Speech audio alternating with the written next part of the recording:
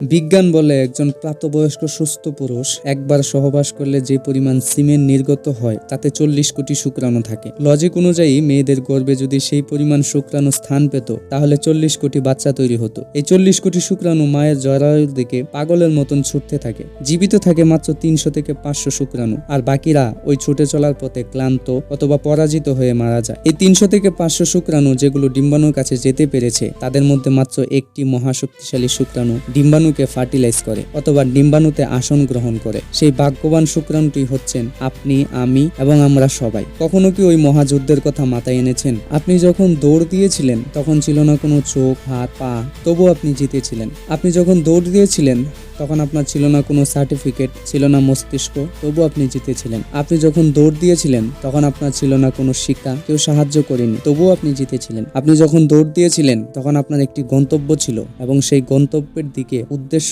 ঠিক রেখে একাগ্র চিত্তে দৌড় দিয়েছিলেন এবং শেষ অবধি আপনিই জিতেছিলেন। বহু বাচ্চা মায়ের পেটেই নষ্ট হয়ে যায় কিন্তু আপনি টিকে ছিলেন। বহু বাচ্চা জন্মের প্রথম 5 বছরেই মারা যায় কিন্তু আপনি এখনো বেঁচে আছেন।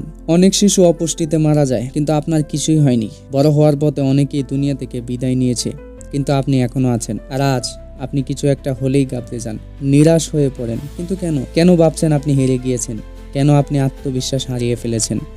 এখন আপনার বন্ধু বান্ধব, ভাই বোন, সার্টিফিকেট সবকিছু আছে, হাত পা আছে, শিক্ষা আছে, প্ল্যান করার মস্তিষ্ক আছে, সাহায্য করার মানুষ আছে, তবুও আপনি আশা হারিয়ে ফেলেছেন।